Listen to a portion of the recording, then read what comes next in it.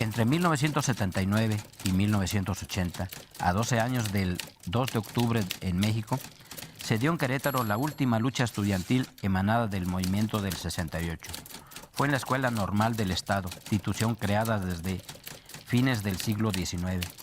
Y al igual que las otras luchas 68eras, sus demandas giraban alrededor del mejoramiento de la educación, de las escuelas, contra la corrupción y la instauración de la vida democrática en los sindicatos y órganos estudiantiles de representación y decisión. La situación de la Normal del Estado en 1979 era deplorable. La directora tenía 13 años en el cargo y atendía más sus tareas como diputada y militante del PRI que la problemática de la escuela. Su gestión era familiar.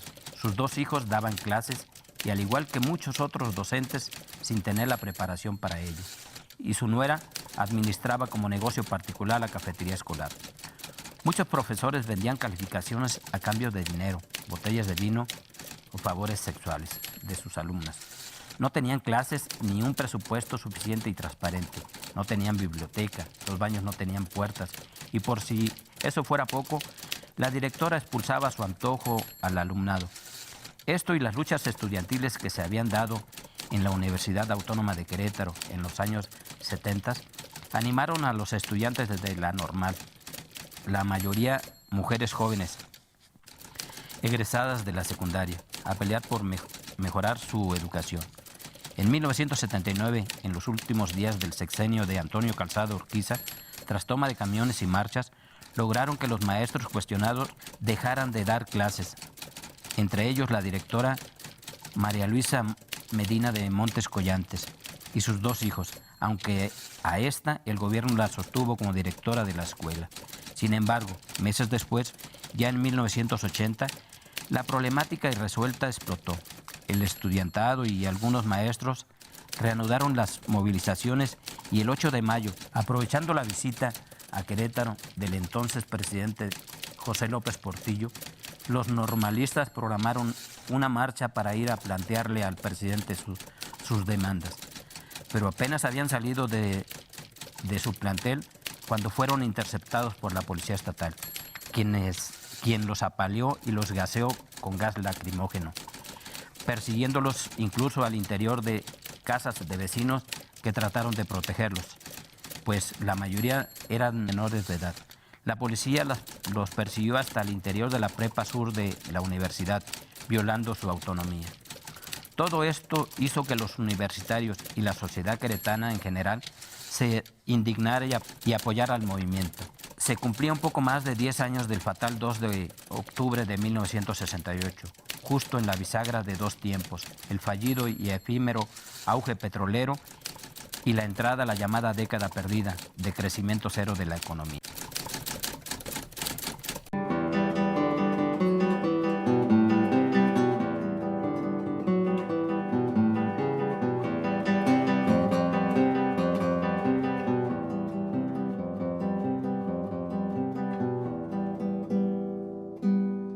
Hola amigos y amigas, estamos aquí en el 6º programa de la serie Querétaro en pie de lucha, basada en la investigación del maestro historiador Kevin Simón Delgado, que trata sobre las luchas sociales y las luchas políticas y de izquierda que ha habido en Querétaro en la mitad del siglo XX.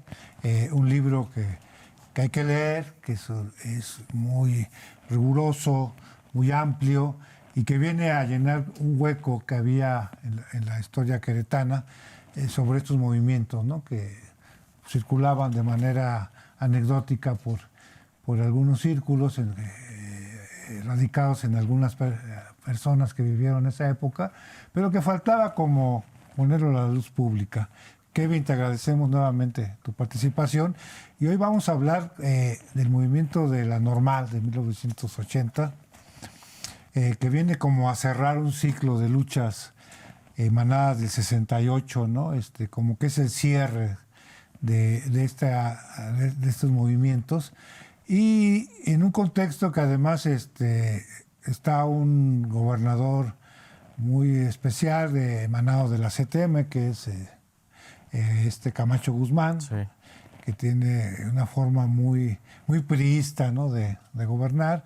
Estamos en el contexto de que se abre de la década perdida, de crecimiento cero de la economía, etcétera. Platícanos de este contexto y cuál sería, digamos, la trama del movimiento, cómo surge, cuáles eran sus demandas y en qué termina la cosa. Gracias, Abelardo.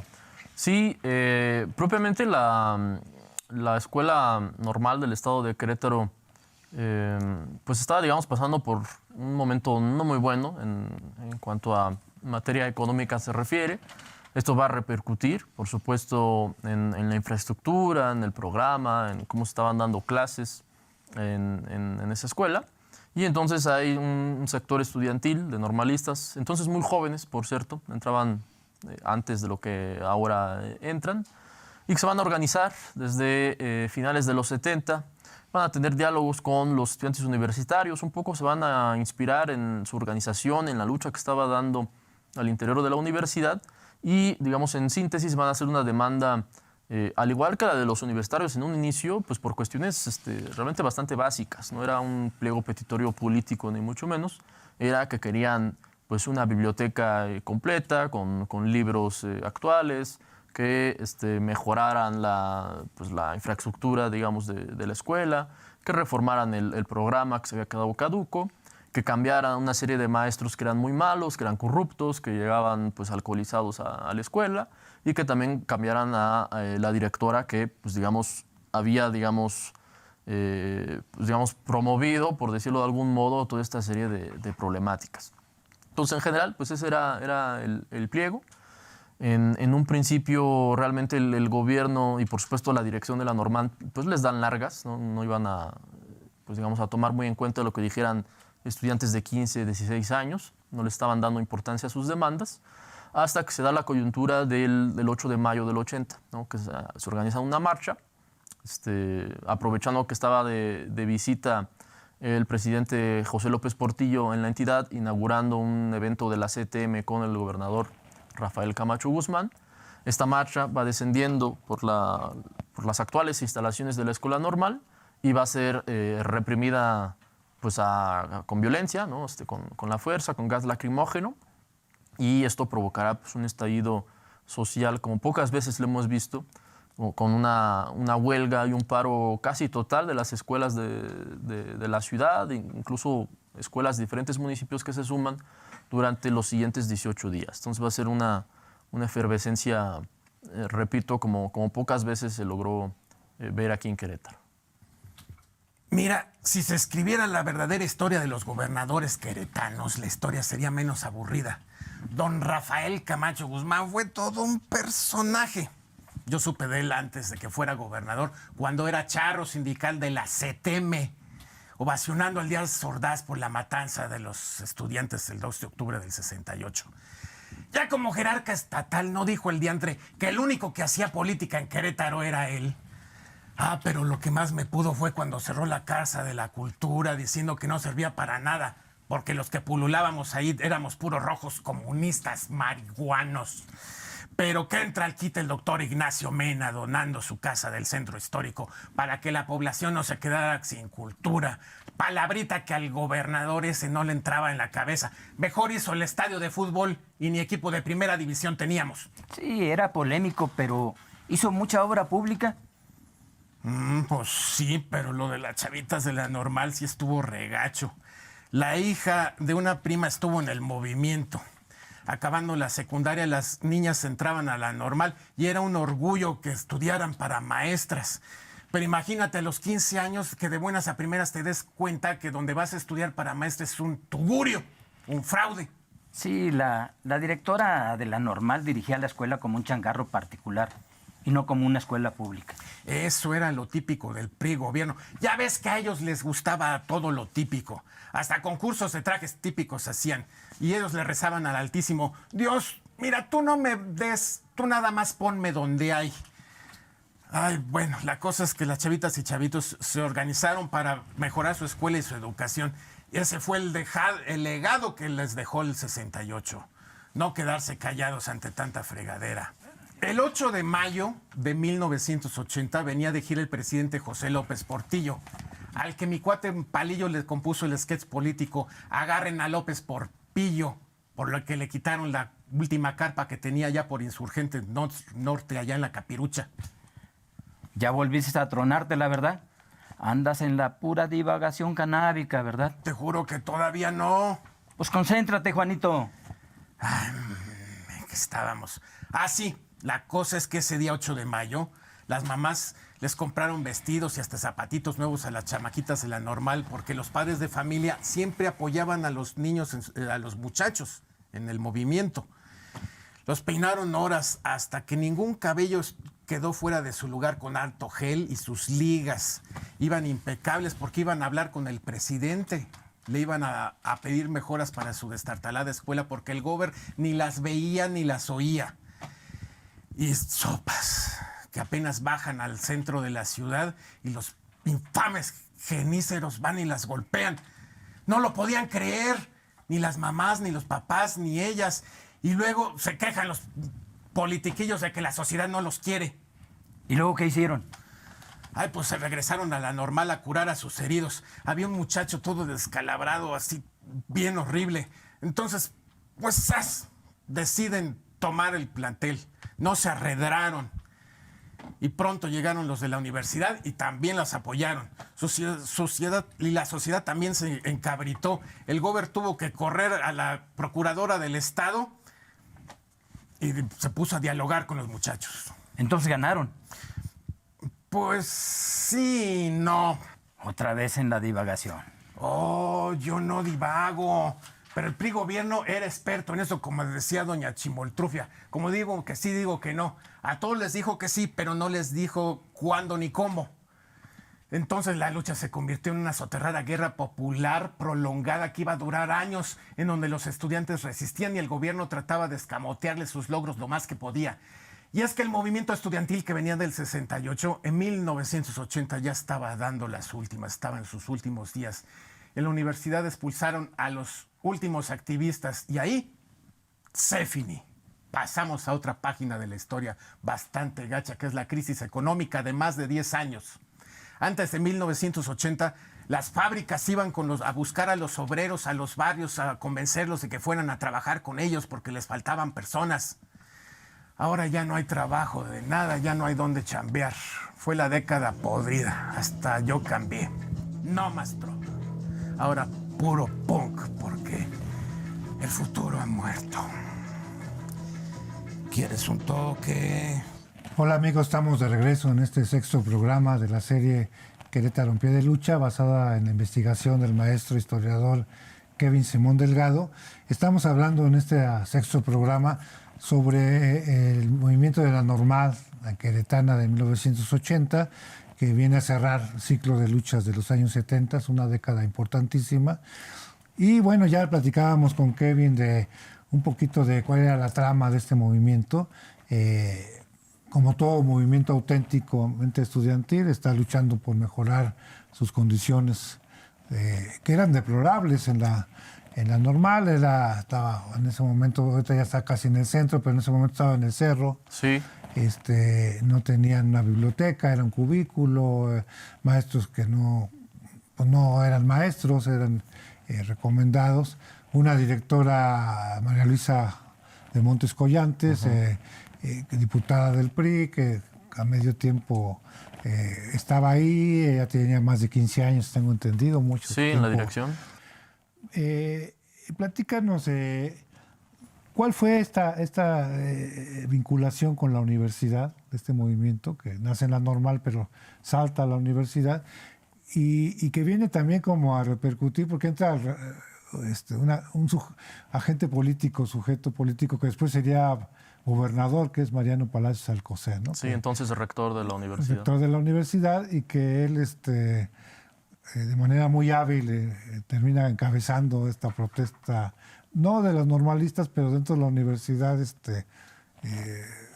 no se repliega ante el gobernador, sino que al paso del tiempo, bueno, pues no decimos que por eso fue gobernador solamente, pero sí abonó para su carrera política, ¿no? Sí, ciertamente supo construir la imagen de que él era de los cabezas del movimiento, cuando en realidad no lo era, ¿no? Eso es cierto.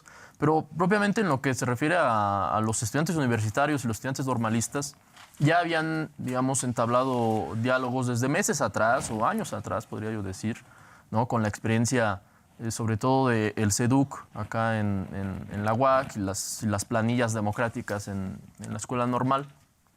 Y ya una vez que estalla este movimiento, pues hay claramente un vínculo.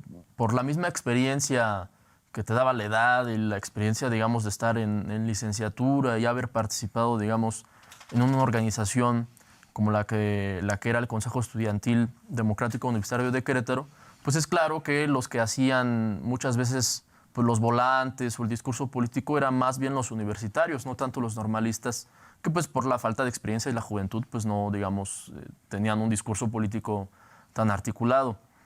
Entonces hay ciertamente una unidad, ¿no? Como dices tú, se cierran las filas en torno a las demandas normalistas, pero a la vez la propia universidad tiene sus propias demandas, ¿no? Como el respeto a la autonomía que se había violado cuando los granaderos o los policías o el Estado Mayor Presidencial ingresan a la prepa. Entonces tenemos como dos pliegos distintos, que a la vez son el mismo, entonces tienen también una discusión ahí interna, ¿no? Entonces ese cierre de filas no es tan compacto. Y a su vez está la rectoría, que tenía sus propios intereses, y pues vaya, el gobierno del Estado que tenía los propios, ¿no? Entonces, ciertamente ahí va a verse una panorámica, ¿no? De los sectores políticos oficialistas y sus divisiones que había entre los que no querían que un Camacho Guzmán estuviera en la gubernatura, ¿no? Porque solo había llegado a tercero de primaria, a duras penas sabía leer y escribir, en fin, estas cosas que se decían.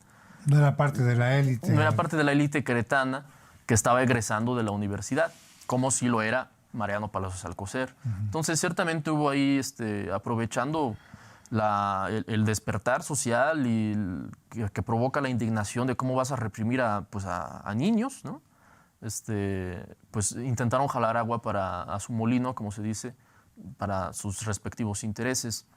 Entonces, ciertamente los normalistas sí se sintieron un tanto utilizados, por lo que me comentaron algunos de sus testimonios, pero hasta eso pues, lograron mantener, a pesar de su juventud y demás, lograron mantener su pliego petitorio y que se cumpliera pues, todo lo que demandaron.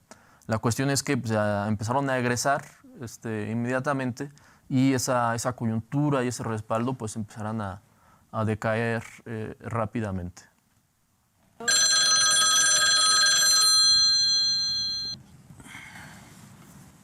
Después de tantos años de no vernos en persona, nunca me imaginé platicar con usted por teléfono. La seguridad ante todo, mi amigo. Estudiantes reprimidos por la policía o el ejército o grupos paramilitares ilegales. Esta película ya la he visto muchas veces en la década de los 70. ¿No es cierto? Si se refiere a lo del 8 de mayo pasado, la procuradora fue despedida. Sobrepasó sus facultades y funciones. Cometió un grave error. Human erratus es. La policía judicial y estatal le pidieron a los estudiantes que no tenían permiso de marchar y no hicieron caso. Se aferraron a seguir. Por eso la policía tuvo que cumplir con su deber. ¿Permiso? En ningún lugar de la Constitución se habla de eso. Ahora el movimiento crece. Hasta el rector y toda la universidad se ha sumado a la lucha de los normalistas. Algo se rompe allá arriba, ¿no cree? Ay, mi amigo, pasan los años, nos estamos poniendo viejos y usted no cambia, sigue con su candor. Al contrario de lo que usted dice, el apoyo del rector al movimiento estudiantil muestra el vigor y la buena voluntad del sistema para solucionar los conflictos sociales y políticos. Se trata de tomar al toro por los cuernos y no dejar que los agitadores de siempre dirijan esos movimientos. Puro colmillo. Acuérdese que el rector quiere ser gobernador. Es un hombre muy astuto y estudiado. Acuérdese cómo llegó a la rectoría cuando inicialmente ni estaba en la terna de candidatos. Los políticos ya no son como Díaz Ordaz. También aprendieron la lección del 68. Disculpe mi candor e inocencia, pero creo que eso que usted dice es cierto a medias. Hay cientos de desaparecidos, Las madres los buscan y exigen que vivos se los llevaron, vivos los queremos. La pobreza crece exponencialmente. La crisis económica y la corrupción está desatada. El botón de muestra es el jefe de la Policía Nacional, el general Durazo. Todo eso es anécdota, mi querido amigo. Lo de fondo fue la reforma política y electoral de 1976. Acuérdese, tómenlo en cuenta. Ahí el sistema se abrió y lograron su registro partidos de las tendencias políticas marginadas. Por la derecha, el Partido Demócrata, los sinarquistas, y por la izquierda, el Partido Comunista Mexicano. ¿Y qué pasó? Nada. Las elecciones las sigue ganando el PRI. Eso es puro talentazo de nuestro gobierno, puro talento político. Pues claro, que el actual presidente López Portillo fue el único candidato que se presentó a las elecciones. Habría que hacer algo para legitimar este sistema caduco. Mientras no cambien las reglas de juego, siempre ganará el PRI gobierno. Bueno. Por eso usted me cae tan bien, mi amigo. Por porfiado. No claudica nunca en su crítica al gobierno. Pues soy periodista de veras. ¿Qué otra cosa iba yo a hacer? No tengo tiempo de cambiar mi vida. La máquina me ha vuelto una sombra borrosa. ¿Por qué estás tan muino? ¿Ya te dio el bajón? Sí, ando bien bajoneado. Los pleitos entre compañeros de izquierda me agüitan. Que si reformistas o revolucionarios, que si demócratas o dogmáticos, que si melón o que sandía o que la vieja del otro el día. Y en ese frangollo nos pusieron en la torre los izquierdosos queretanos de la universidad, los que somos ya de veras. ¿Y quién les puso en la torre?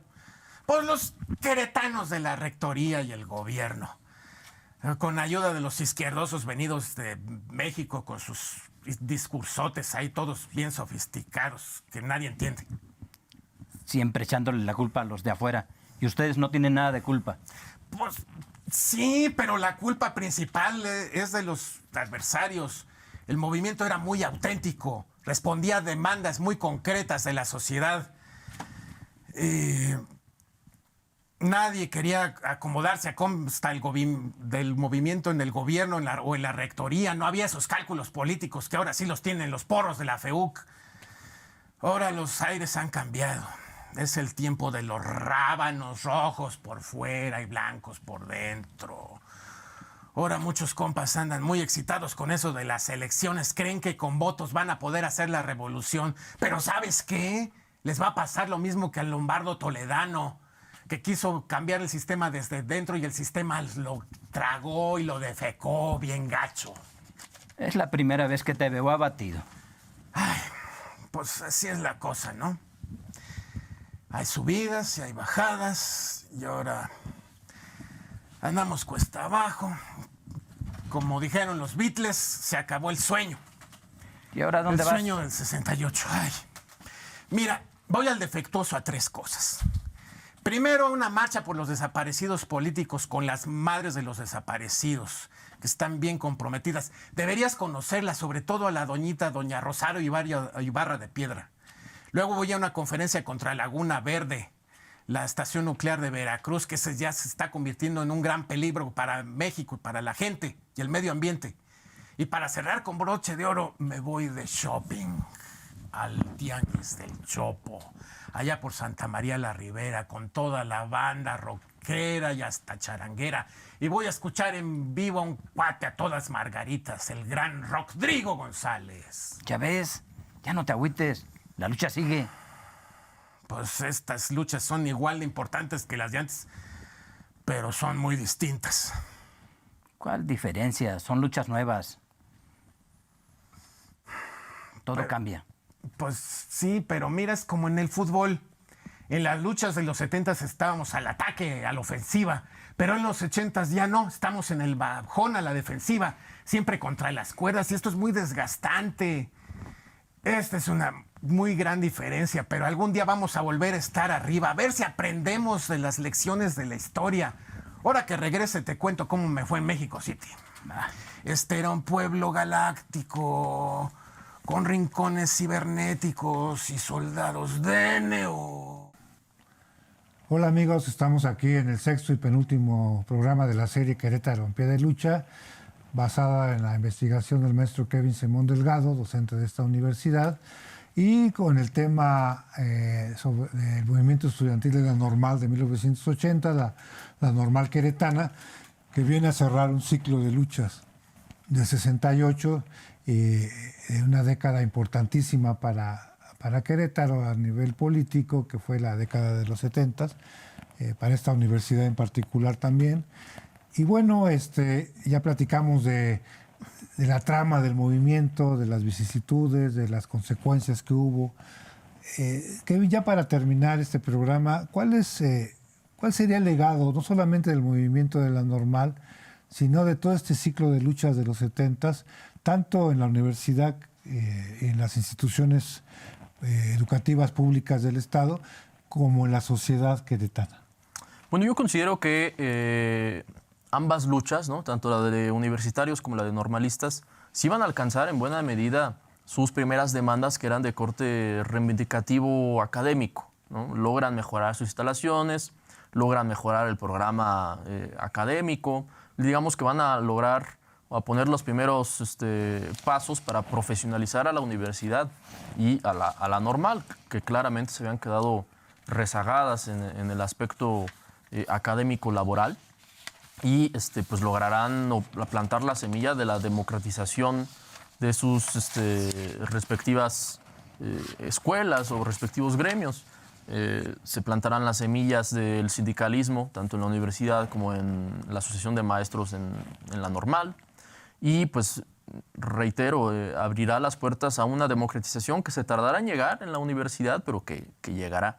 Por ejemplo, este ejercicio democrático o pretendidamente democrático que se realiza en la UAC para elegir a las direcciones, a las rectorías, pues fue una propuesta que ya traía el CEDUC desde finales de los 70, que intentaron ahí con traspiés, digamos, proponer y que se ejerciera la demanda de la democratización, que fueron ignorados y bateados por las entonces autoridades universitarias, pero que finalmente retomarán mucho de lo que se propuso. Entonces, yo creo que sí dejaron una huella bastante clara, ¿no?, sus propuestas para democratizar a sus respectivas instituciones. Y a nivel, digamos, sociedad, pues se convirtieron como en un símbolo, me parece, creando como, estos están protestando, y a través de la protesta, la organización, la manifestación, pues están alcanzando algunas de sus demandas, por lo menos, ¿no? Entonces creo que también lograrán hacer parte, ¿no?, de un cambio político, social y cultural que acompañará al resto de la sociedad, que ciertamente empezará a tomar otra cultura política, ¿no?, a dejar la modorra, digamos, típica de ciudades pequeñas conservadoras, ¿no?, a ya haber un despertar social mucho más claro ya para finales de los 80, principios de los 90. Gracias, Kevin, y pues muchas gracias, amigos, por acompañarnos en este sexto programa de la serie. Los invitamos al último, al séptimo, donde vamos a tener el tema de la contracultura y la cultura en los movimientos políticos y sociales de los 70s aquí en Querétaro, de todo el siglo, la mitad del siglo XX, pero que particularmente en los 70s y todavía un cachito de los 80 fue muy importante esta experiencia estética de los movimientos. Muchas gracias y nos vemos en el próximo.